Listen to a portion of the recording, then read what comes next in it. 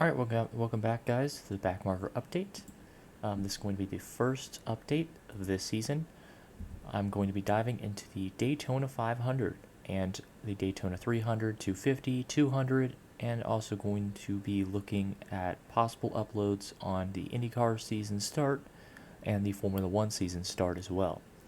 But today we're going to be looking at the Daytona 500 and the back half of the field, most likely the back third of the field. So on the screen right now we have the 12 drivers that were at the bottom of the points last year. 31 of Haley, 43 of Eric Jones, 38 of Todd Gillen, 3 of Austin Dillon, 14 of Chase Briscoe, 21 of Harrison Burton, 77 of Ty Dillon, the 42 car for Legacy Motor Club, the 51 for Rick Ware Racing, the 15 of J.J. Yaley, and the 78 for Live Fast Motorsports. These were the teams at the bottom of the points last year, so we're going to be looking at them this season, and if they ever move up in the points, then we won't be looking at them. I only look at the back half of the field or the back third of the field, trying to see and trying to gauge what teams are going up in performance and what teams are going down in performance.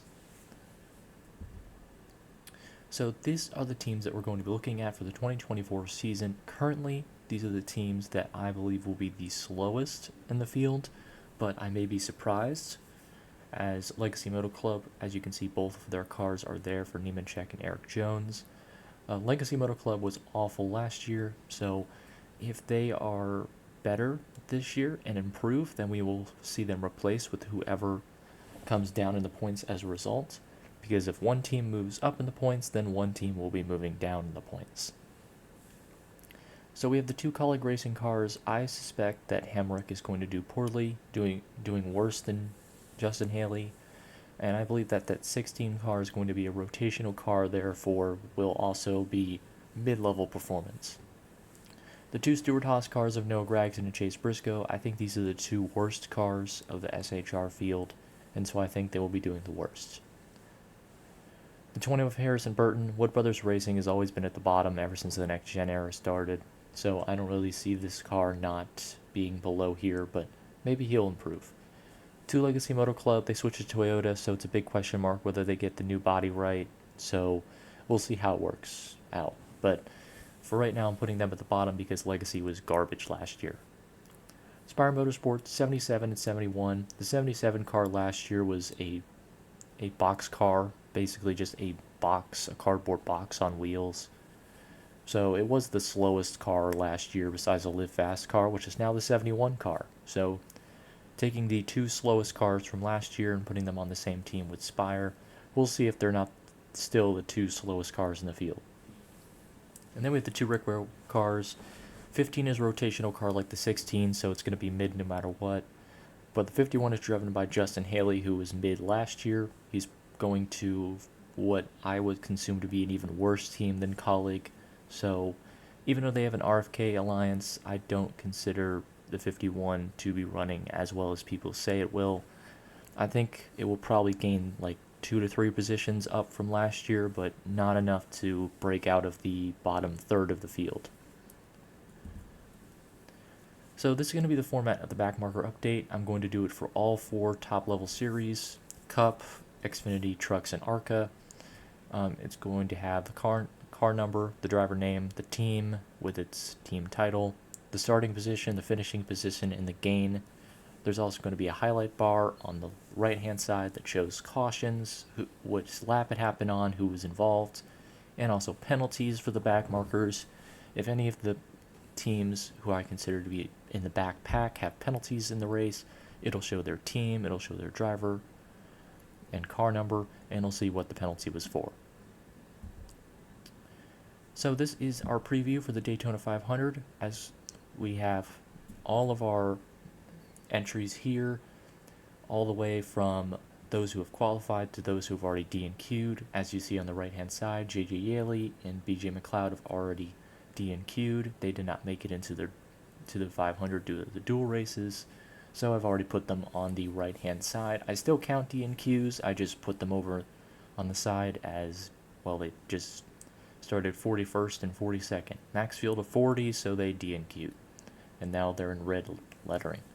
But everyone else on the left and center side have qualified have their starting position. I think the highest starting position for all of them is ninth, with Carson Hocevar, and of course David Reagan is starting last in the field in the 40th position. So hopefully these are not the positions that they finish at. Hopefully they gain their positions, but we have no idea. Daytona's a wreck fest usually, so most of these guys, if not all of these guys, may be caught up in a wreck at some point. So this is going to be the summary page. It's going to have the winner of the Daytona 500, so you guys can see who won, but it's also going to show all of our backmarker cars in order of which they finished in the race.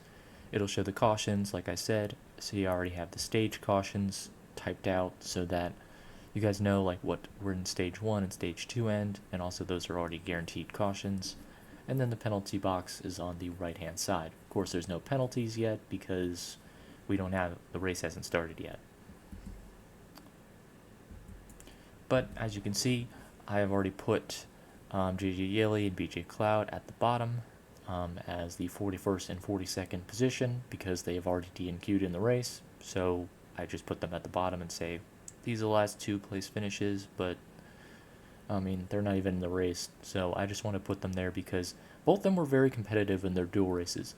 J.J. Yeley was running in the top 10 for the most part. B.J. McLeod was in the top 5 before that big wreck at the end. So both of them should have made it in their duels, but they just got unlucky due to Daytona's nature of being unforgiving. So for the Daytona Speed Weeks, we have our 13 contenders, 13 backmarking cars. Of course, we have our open cars on here as well. We have 4 open cars. 36 is Kaz Grala, 60 of David Reagan, 62 of Anthony Alfredo, and 84 of Jimmy Johnson. So we'll be tracking all of these cars in the Daytona Speed Weeks for the Daytona race. We'll also be doing the same for the Xfinity Series. As you see, we are going to be tracking everyone except for the 14 of Daniel Suarez, who is a Cup Leech.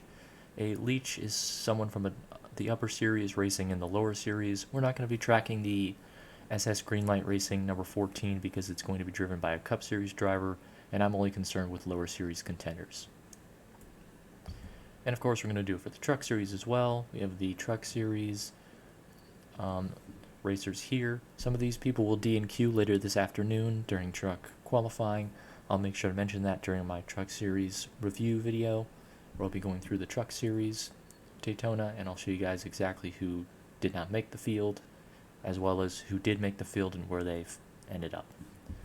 And of course, we're also going to be doing the ARCA Daytona 200.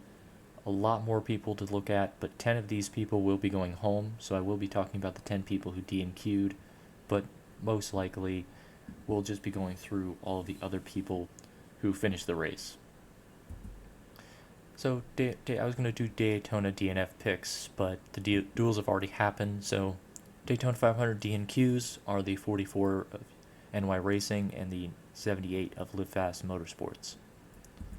For the Xfinity Series, I have Decker in the 36 DGM car, the 42 of Young's Motorsports, the 45 of Alpha Prime Racing, even though it would be awesome to see Cesar Vaccarella try and break his record for least time run in a race before caution comes out. He wrecked on lap 2 last time, so I'd like to see him break that record by possibly wrecking on lap 1, maybe. But also the 66 of David Starr and MBM Motorsports, 74 of Mike Harmon Racing, Stan Barrett, and the 07 car of SS Greenlight Racing for Patrick Emmerling. Emmerling's not been that fast in Daytona qualifying or practice, so I consider him to be at risk of missing the field. For the Daytona Truck Race, I have Jennifer Jo Cobb. She's one of the worst Truck Series racers of all time, so I expect her to not finish, to not be able to qualify. The 21 of Mason Maggio. Mason's usually good at qualifying, but this truck is just weird. It doesn't really have any chance of making the field. It's just kind of a it's by Floridian Motorsports. This is their first race, so I don't consider them able to make it this time. 36 of Ryan Huff, team driver owner. I mean, he drives the truck that he owns. I mean, I'm rooting for him, but also first race in the Truck Series, I don't expect him to qualify either. And then the CR7 second entry 97 car for Cody Rawberg. I mean, the CR7 was the worst finishing full-time truck last year, so I don't expect their second entry to be as fast, as capable of making the field if the 9 truck is already the worst, one of the worst full-time trucks. And then for the ARCA series, it's very, very random. I mean, there's really no. I kind of went by who has the least experience in the race. Armeni Williams has the least amount of starts. Isaac Johnson, this is like his first start. The 44, 68, 86, 87. They're all they all have very limited research I can do on any of them. This seems like their first Daytona start. AJ Moyer's got some experience, but the 88 that he's racing for, that team has almost 0 starts that they have made. They've always DNQ'd. 98, Dale Shear, owner driver. Don't really expect his team to be that good. The 01 for Fast Track Racing, I would like Takuma Koja to make it into the race, but running a fifth fast track car when the other 4 fast track cars are struggling in practice, I don't think the 5th car is going to make it.